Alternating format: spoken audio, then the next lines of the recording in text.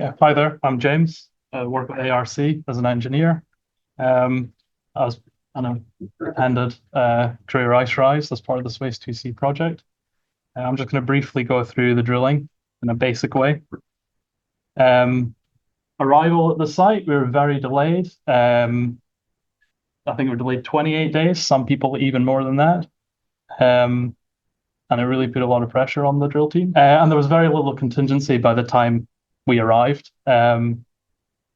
So this is how the drilling team gets to the site on this red plane called a Basler. It took about 10 people. It's about 700 kilometers. It takes 2 or 3 hours to get there. Yeah, 10 people plus equipment. The heavy stuff is towed by these green track vehicles called piston bullies. And they traverse about 1,000 kilometers of the site, and it takes them 14 days.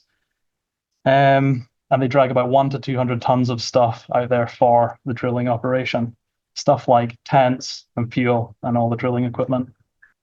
This is what the camp looks like. The big flat white place. You could see the Transantarctics there. The green track vehicles are on the left. Next to that is the green accommodation unit.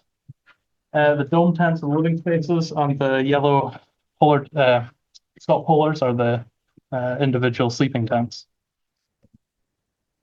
So the drill team must set up their equipment.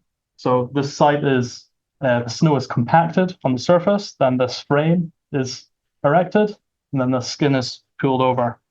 And this gives us a place to work and protect ourselves and critical equipment from the elements. There are 2 systems that work to drill on the Ross Ice shelf, or in this case, ice sheet. Generally, hot water drill on the left, inside the tent, and the Antarctic intermediate depth drill on the right there, generally outside. And both rigs will center over a hole which is just outside the drill tent.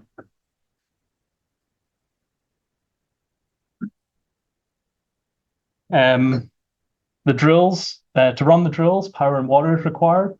So at the far left there, you see the fuel and the electric generators, which supply fuel and electricity to the drill tent, operate everything inside there. Here's the hydraulic power packs for the sediment coring rig. And in the middle here is where the snow is melted into water in flubbers. These tanks dump the snow in, and it supplies the water for the hot water drill.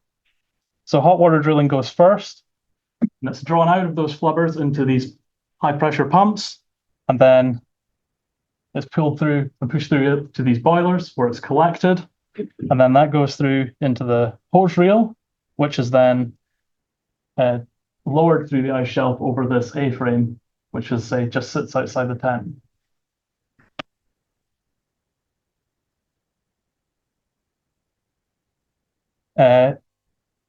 The hose is lowered down. On the end of that is the lance, which is a weighted nozzle, which by gravity melts through the ice sheet. And it takes about 48 to 72 hours to drill through 500 meters of ice. Once this is completed, it allows the coring rig access to the bed. So essentially leaves a hole that's occupied with water. Next is the coring drill. So that's brought over the hole after the hot water drill is removed. The first thing that's lowered down the pipe is a constraining pipe called a riser to stop the main drill pipe whipping around. This is assembled on the surface and put down piece by piece in 3-meter lengths. And that is lowered down until it gets to the bed, which was 516 meters below the surface here. That riser pipe is hung just under the surface. And then for the drill pipe, it is a similar operation, 3-meter lengths assembled at the surface, and it's smaller, lowered down to the bed again. At the end of this is a diamond coring bit, which erodes the rock, or in this case, the sediment. Once it is lowered to that depth, it's gripped in this blue chuck up here, which is what enables or what is rotates the pipe and lowers the pipe to drill the core. Once every 3 meters or less of lowering and rotation, the core is pulled back a few centimeters to break at the base of the core, and so it can be retrieved. Retrieval happens by lowering a tool down to latch onto the core at the base, runs down inside the drill string. Once it's latched, that core can then be pulled back up to the surface.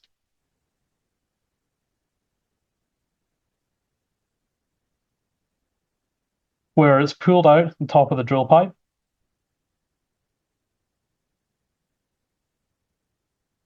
And can be placed on the core rack.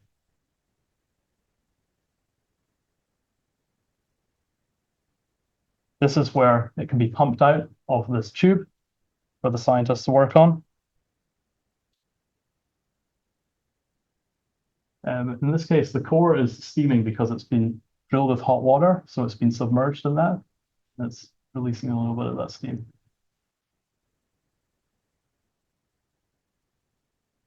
And then the core is analyzed by scientists in the field, which I'll let Georgia talk to in a bit. Some remarks, other than the statistics of 228 meters drilled, 96% core recovery under 516 meters of ice, is that it is the deepest grounded sheet core ever drilled. And the previous record was in Greenland. It was less than 10 meters, so it's 20 times deeper than that. It's probably one of the most remote locations a core has ever been retrieved from. And it's the 10th deepest sediment core drilled on Antarctica. Okay, and thank you. And thank you to everybody who put in the hard yards to make this happen. All right, kia ora koutou. These were our 27 crew on the ground out at site. We were missing Adam, who came down with us and then went home for nothing. But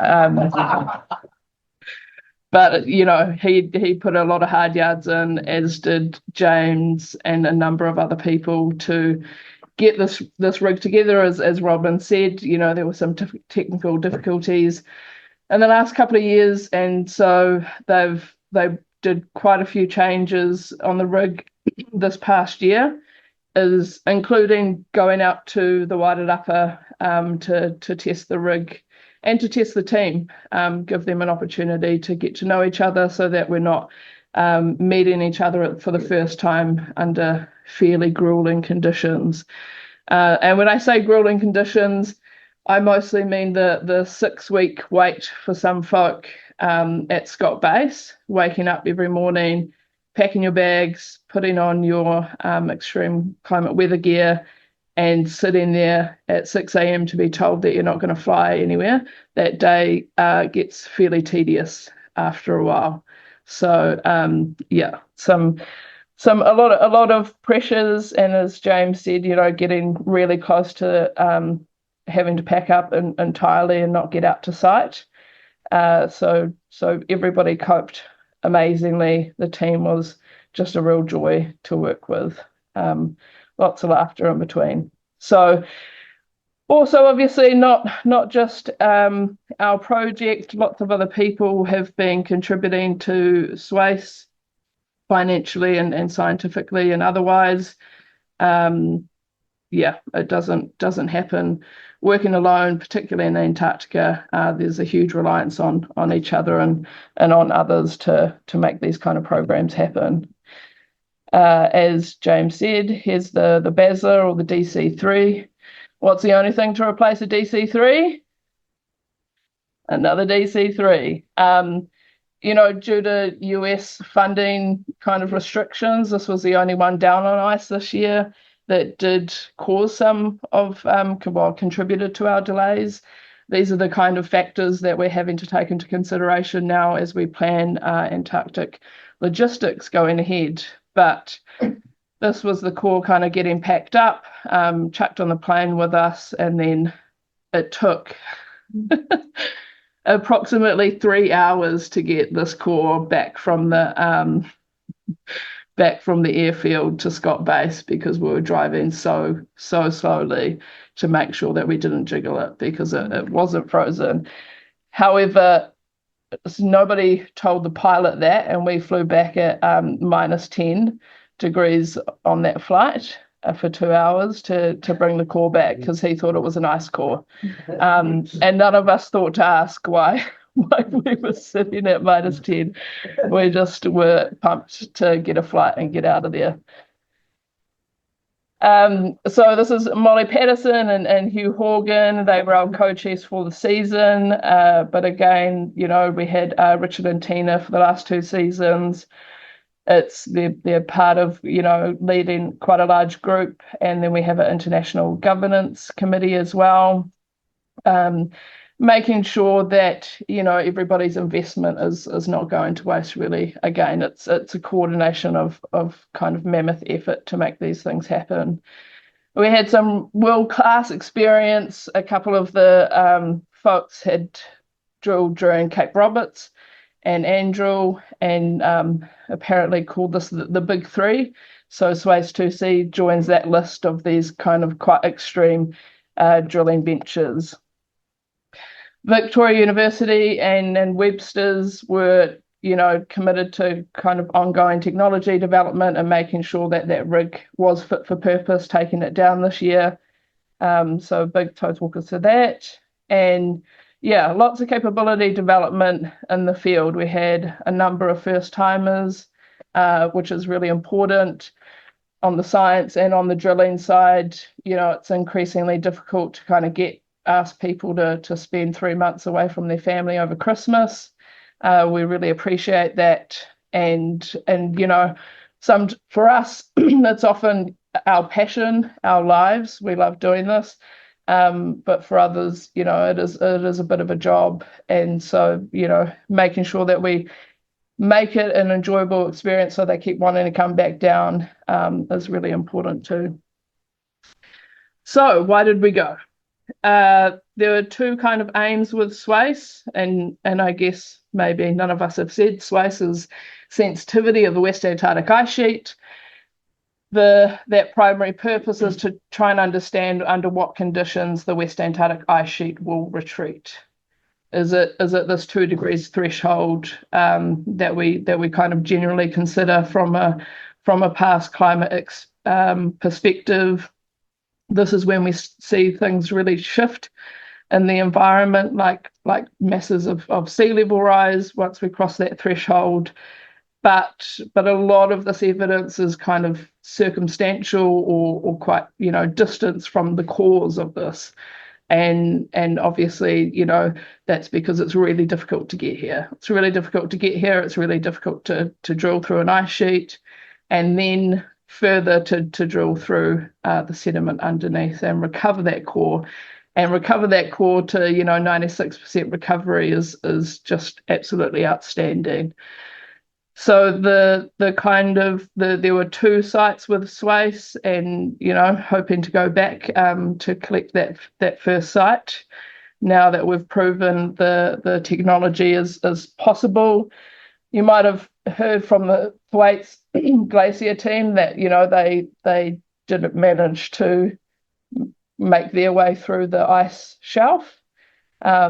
Not trying to say that we're better, just pointing out that it's not an easy thing to do.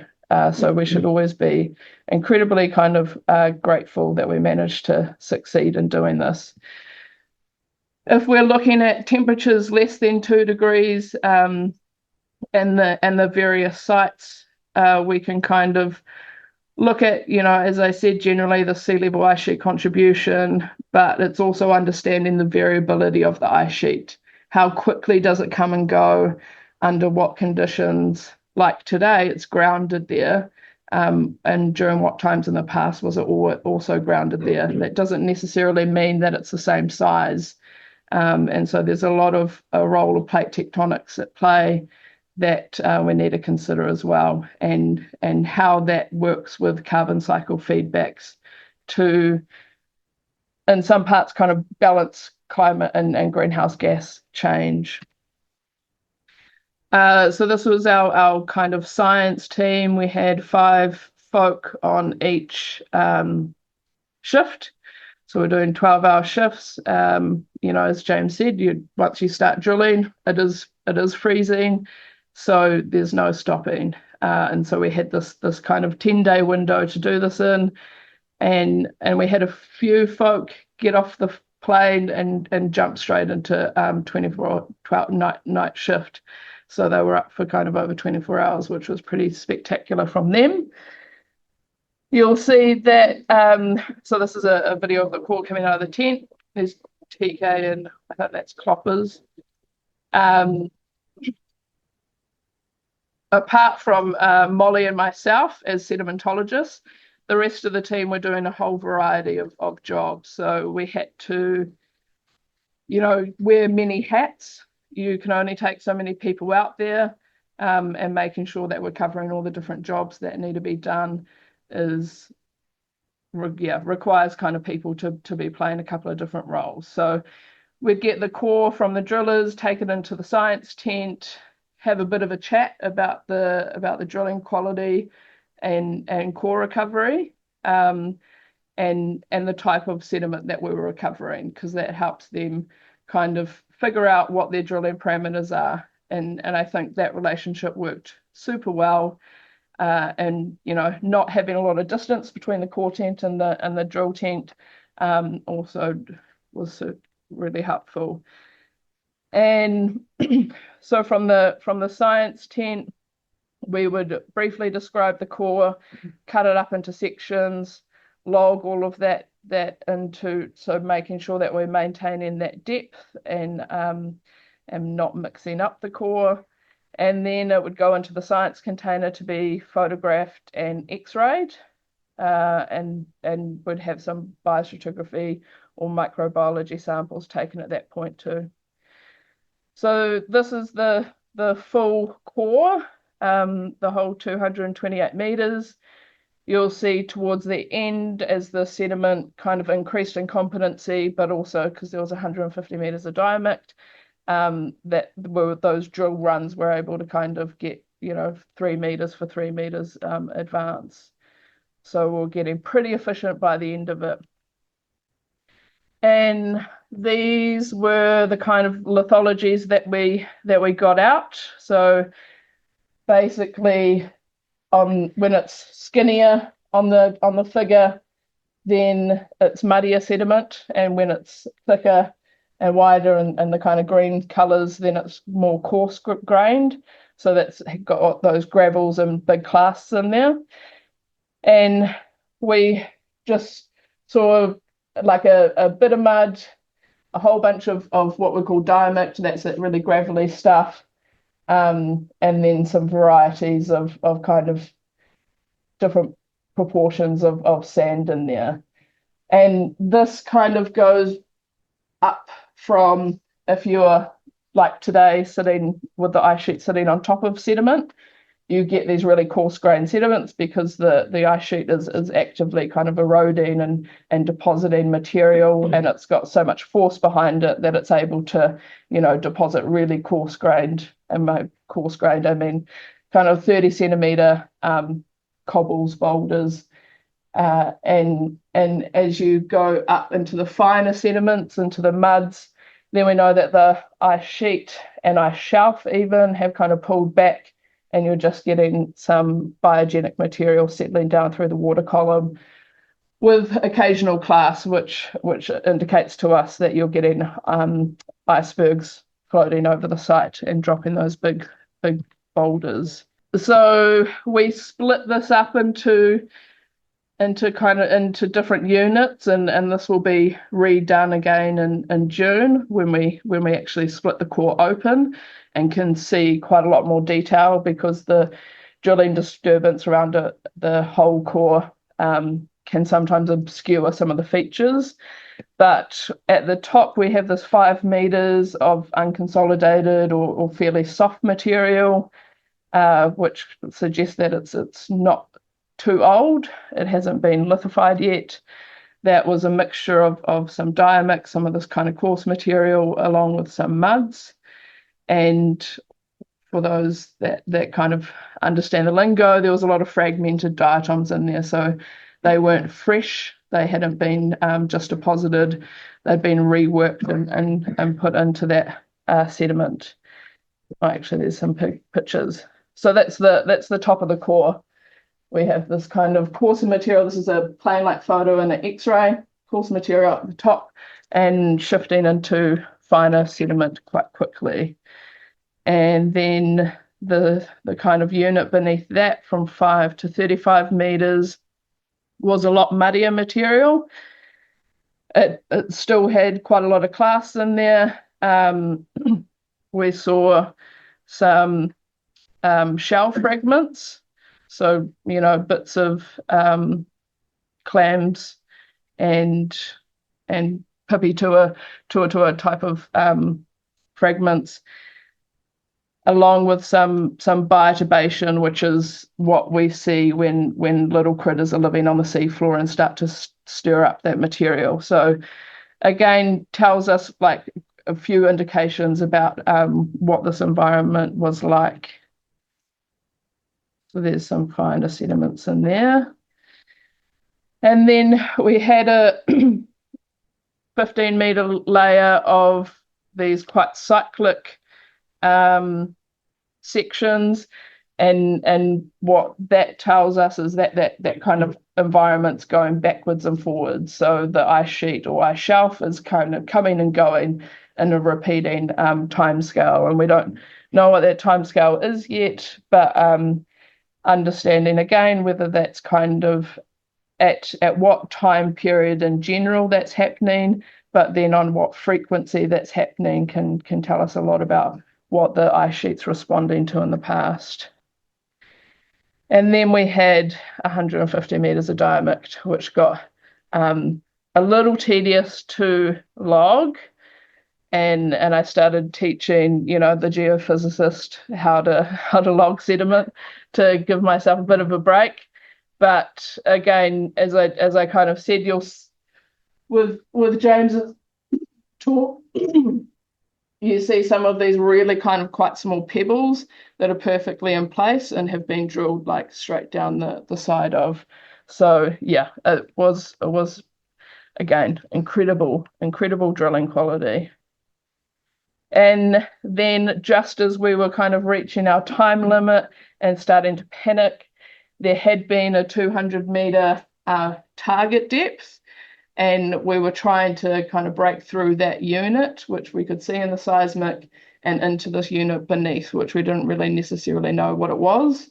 And as we continued to go through this dense material, we thought that horizon might be a little bit deeper than we previously thought, but we hit 200 meters, and then the next core run brought up this beautiful fine muds that were very green and full of diatoms. So yeah, it tells us quite open ocean conditions.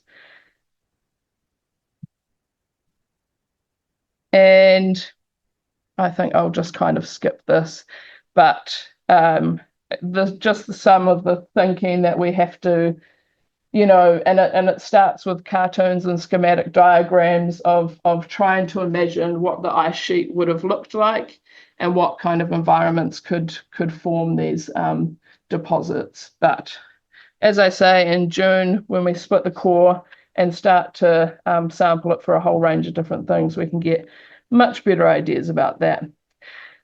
Because it's a science talk, I should also mention that, so there was a team of geophysicists on site. They distributed 150 nodal seismometers and did a linear array across the whole Crary Ice Rise to get a much better picture of how that sediment underneath actually, aside from the one site we took, like how does that horizon track across the ice rise?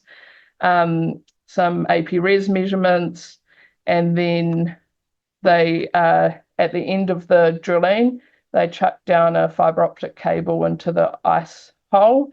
We couldn't quite get it into the sediment, but yeah, that's going to sit there for, I think, until they go back to get the rest of the gear.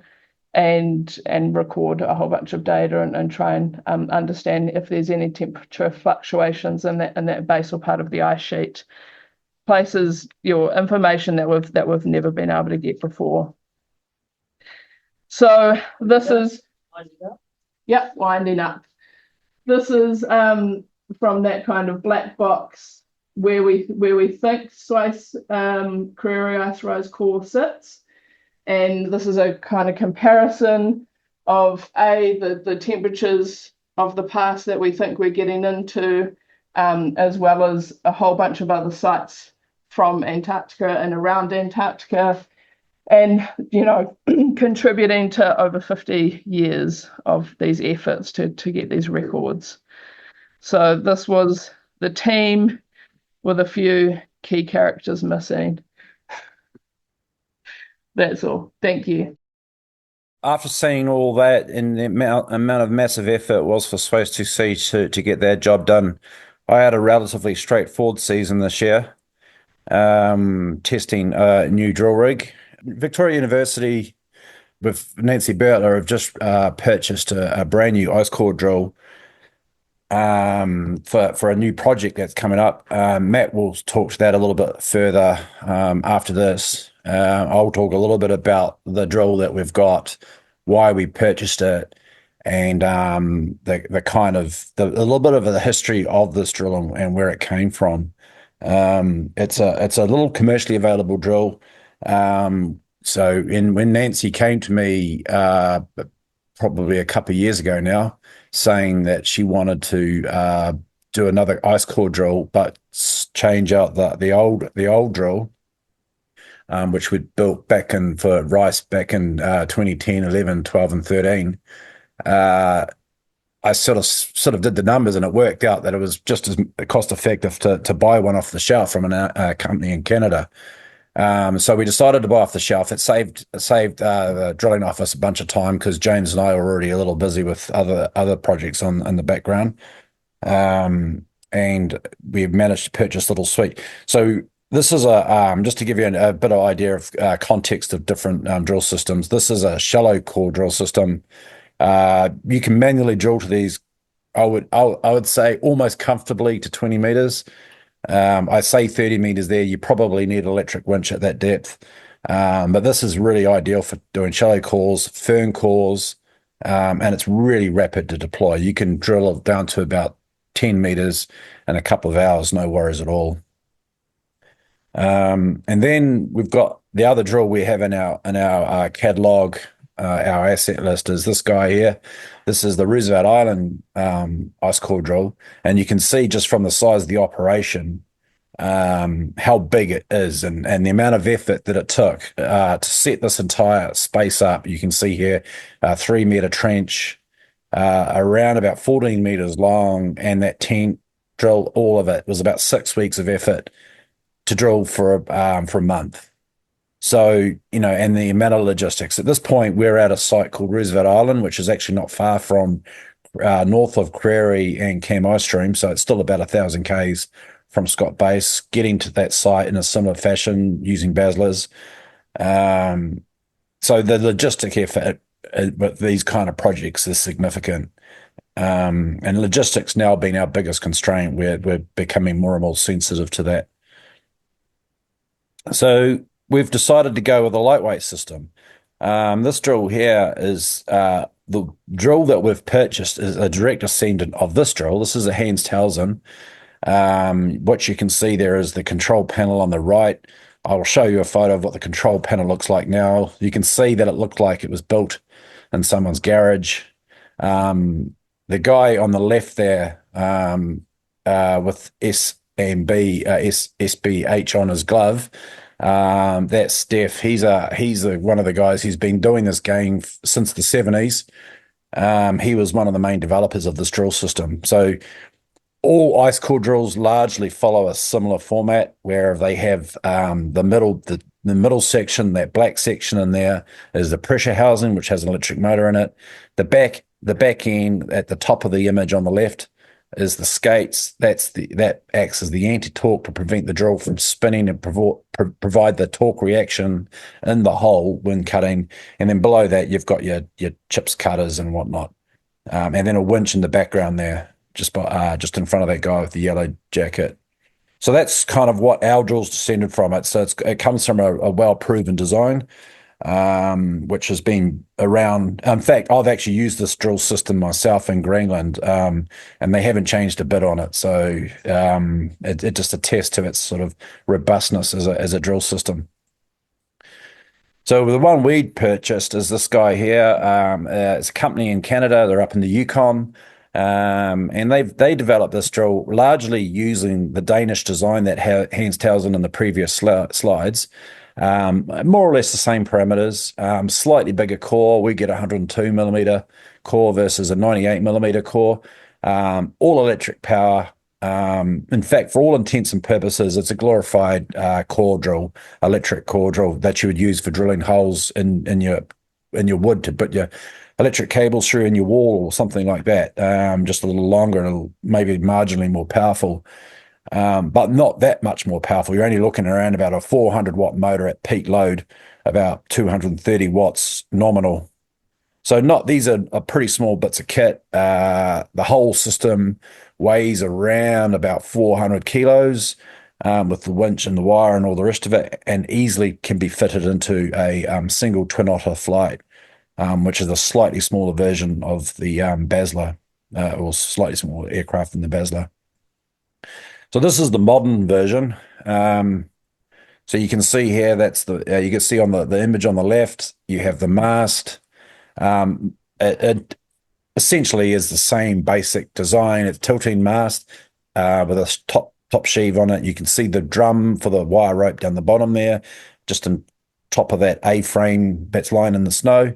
And then the drill itself is affixed to that mast. And on the right, you've got the control panel. So even though it looks a little bit more commercial than that earlier image, there's not really been a lot of further development in the technology. In fact, it's the reason why we try to keep these things so, to use a coarser word, agricultural, is so that they're easy to repair in the field. And we prefer to use analog gauges because analog gives you a better sense of the behavior of the drill versus a digital display, which can sometimes give you a false sense of comfort in how that drill is actually operating. You don't kind of get the characteristic of the amps drop or the volts drop. You kind of develop these sort of spidey senses with these devices using analog tools.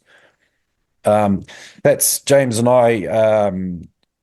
So we got down to Scott Base and we had a couple of days goofing around, doing all our training and whatnot. And then we decided before we go out to the paddock and drill properly, we'll just set it up at Scott Base. So for those folk who haven't been down to Scott Base for a year or two, that's actually used to be the front door of the hangar. The hangar no longer exists. It's been knocked down. So we were lucky enough, the concrete pad's still there. So we were able to set up the drill. You can see the drill laid in its horizontal aspect with the mast tilted back. And then first time for me, despite my this is my 13th trip to Antarctica, I've never seen open water in front of Scott Base before with orca and penguins and all the rest of it. So it was quite a nice workshop to be testing the drill in. So what we did there is we just tested it at front of Scott Base, made sure it worked in the right direction before we deployed out to the field. The field being not very far at all, we went to a square frame. You can see there we drove out each day in a Hagland. It was really lovely. So a warm bed each night, back to the bar for a beer each night. And then if we had any problems, we had the full disposal of all the workshops at Scott Base to work around any issues that arose. So there's a nice little shot of James. That's the hero shot of Mount Discovery in the background looking towards Scott Base. And so this sort of the middle of the image, slightly to the left of center, you can just see little green buildings there. That's Scott Base. You can see the drill itself, those big hoops on it. Those are the anti-torque skates. They're set quite aggressively there. But that's just to give you an idea of the scale of this thing. This thing's quite small, only capable of drilling to 300 meters of ice core. Okay, so that's another shot. So the square frame, for those who've been to Scott Base, you'll be familiar with the square frame. The square frame's kind of the batch or the crib for Scott Base. If you need a bit of a holiday from Scott Base, if you feel a little bit too hemmed in, and then in the background up the top of the hill there, you can see Castle Rock. But you can see Matt there, being a really good Australian. They don't call them diggers for nothing. Digging the trench out for the mast, and then you can see the control system at the back there. And then on the right, you see the image of the drill and its vertical position. That's the position we would normally be drilling at. And I believe that's James on the controls, just keeping an eye on numbers while I'm operating the winch, or keeping an eye on the wires as making sure everything's working to the correct manner. And that guy there will just run down, drill about a meter of core at a time. You break it off and you bring it to the surface in a very similar fashion to wireline core drilling, similar to the rig that James showed, just at a much smaller scale and without the drill string. There's a bit of a close-up of the core. So this is kind of typical of a fern core. Once you get into, and you can see all the core. This is one of the funnest thing about this particular season, is that we didn't have to show the core any respect. Normally the core is very precious. It's a lot of effort to get this stuff, but this time we were playing cabers with it and all sorts of stuff, just to, I guess, get the frustration of having to be careful with it next year when the job actually matters. But also a good opportunity for us to understand how it breaks off, any particular characteristics the cutters have on the core, and how the core catching system works and all the rest of it. That was not so much of a pleasant day. It was the last day. We were packing up at this point. It was a con 2 day. We were a bit lucky to get out that day. The base manager almost said no. Unfortunately, I had someone else in the admin office who vouched for me and says, "Oh, they'll be all right." And so they let us out to go out there, and I'll show you in the next slide the reason why it was all a bit of a pressure cooker right at the end. But so we were packing up at this point. But this is the reason why it was pressure cooker. So drilling is one of those things that if you don't lose something down the hole, then you haven't been drilling long enough. So it's inevitable. So we did manage to lose the inner core barrel down the hole.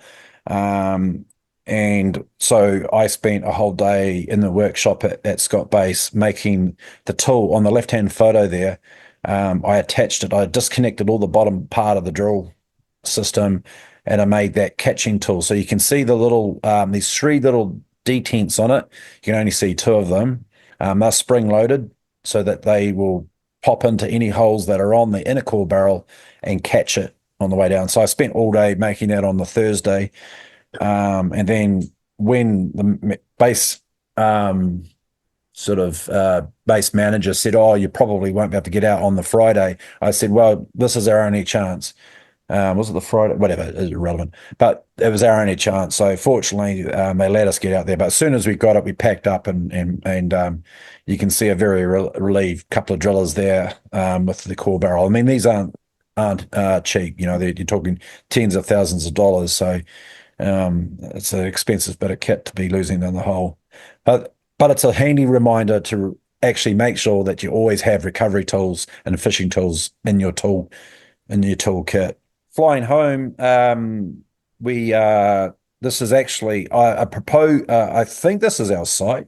So this is just a random shot I took of our photo, but it looks really similar to where we'll be drilling in next season. Matt will be talking to that. But yeah, I was lucky to have a window seat for the whole flight home. I've never had business class flying from Antarctica before. So I quite appreciated seeing the Transantarctics in all their glory as we returned back to Christchurch. And another thing I had never seen before, a cruise ship in front of Scott Base. It was a bit of an eye-opener. Well, kia ora, everyone. I'm Matt Harris from Earth Sciences New Zealand. A science talk, but we haven't done the science yet. So it's mostly going to be a lot about the why and then a bit about the how. Darcy just explained how we got this nice new ice core drill. The goal of our project really is to better reconstruct sea ice in the Ross Sea, and we're aiming for a more than 250-year record up to present. Let's see. Great, yes, so the team. Nancy, this project is really hers. She's leading it and she runs the New Zealand ice coring program. Darcy, we just heard from, James as well, and then Matt is here in the room as well. So we'll all be deploying in October of this year to Whitehall Glacier to collect this core. Now, sea ice. So I last gave a version of this talk in the Taddy Flag at Scott Base. And it was a really lovely place to talk about sea ice because everyone there has spent all their time staring at the stuff. And while we were down there for about 3.5 weeks, this is sort of what it looked like when we turned up. It was covered, but there was starting to melt out. And then by the time we were done, it had completely broken out and there was open water in front of the base. And of course, you get a very intuitive sense while you're down there that sea ice is vitally important for a whole lot of stuff. So in this case, we have some orcas who chase some emperor penguins out of the water and we're trying to get them to come back in. But this is just to say that everyone at Scott Base intuitively understands how important sea ice is for modulating wildlife activity. And by the time we were finished, this is what we were looking at, essentially, completely open in front of Scott Base. This was only really in the, second week of February? So I'm told this is happening earlier and earlier. I'm not sure if that's the case, but certainly there are some wider changes in sea ice that we're very concerned about. So stepping back a bit, sea ice is one of these, the biggest, I think, and most dramatic cases of like the Earth taking a seasonal breath in and out. Antarctica roughly doubles in area every year in winter when the sea ice expands. And then you see this strong contraction in summer when it shrinks back in. So that's the sort of spatial view. And then if we take a sort of time series view, this is the daily deviation from the average total area around Antarctica. And for the most of the last 40 years, it was essentially doing the opposite to the Arctic. We saw a slow increase. So when it's, when the line goes down, there's less, and when it goes up, there's more. So it's looking pretty good. And then you'll see the reason we're so concerned. So after 2015, we saw 2 major decreases that were entirely unprecedented on the scale of the satellite record. If we look at sort of the seasonal scale, it makes it look a little less dramatic, but I think the y-axis here is in millions of square kilometers. So this is huge areas. This is a seasonal plot. So we have start of the year on the left, start of the year on the left, end of the year on the right, minimum sort of start of end of Feb, maximum in October.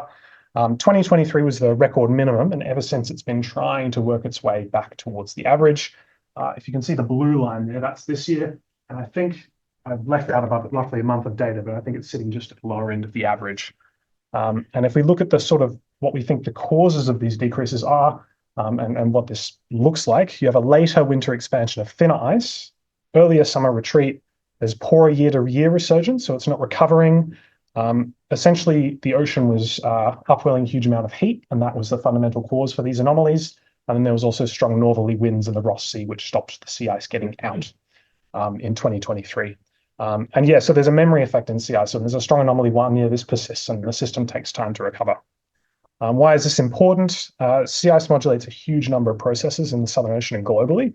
So if we think just of the ocean, when sea ice forms, you get brine rejection, and that forms dense water. And this ultimately contributes to heat and carbon sequestration. And if we're looking at the sort of ocean-centric view of the world, the Southern Ocean is where all the oceans meet. So any changes in sea ice that will modulate changes in water mass characteristics, those changes will percolate out into the global oceans on the scale of centuries and millennia. Yeah, we get an albedo effect. Someone like Julia Martin can talk more to that, but this is a classic feedback. So if you get more sea ice, more light reflected, less heat, probably more sea ice. And the opposite is also true. Stabilizes the front of ice shelves. And of course, it's a habitat for penguins. So this is just a video through the telescopes in the Scott Base Lounge. 2 little Adelies going for a wander. Yep. Yes, okay. And then, of course, for us humans, it's also really nice to land planes on stable sea ice, but it can be difficult to get boats through.